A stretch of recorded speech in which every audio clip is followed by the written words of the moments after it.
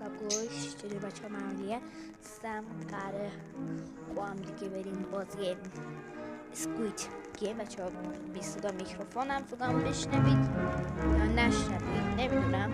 برو بریم سراغ بازی. Let's go. اینجا ما باید بیایم اینجا بچه ها. میکروفون جدید همه برنامه هستش. اونجا صدا داره بچه تو روبلاکس هستش. خب برید کاکوا برید. حالا بچه ها خیلی دوستتون دارم.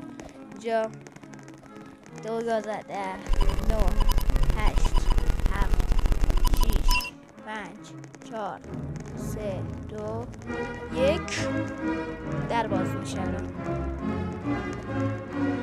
خب من اول بازی این بازی تو من رفتم از گفتم 2 این 3 داخلش این عکسشه.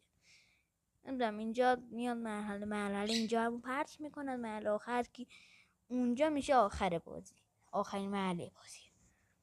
اینجا بچه‌ها تا وارد شد میخواستم بگم تا وارد میشه من کات کنم. و الان بچه‌ها لایک دنبال کنید. گزارشه که میخواستم بهتون بگم لغو شد به خاطر حجم زیاد دش. بعد مجبورم بزنم تو اونجا پاکش کنم. نمیدونم فعلا بچه‌ها تا موقع میاره کات. خب بچه‌ها اومد. از اول چرا چیه؟ برم مسابقه من چی شدم؟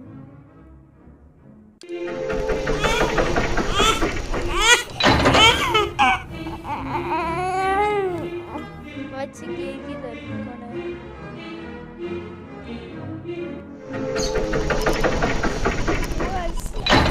خب بریم برو گاز برم.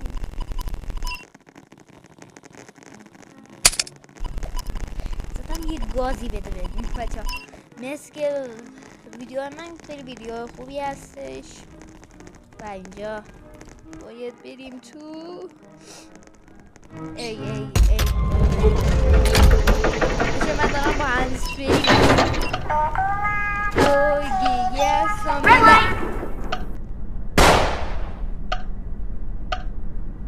Green light. Red light. یک تازه دستم تو Green light.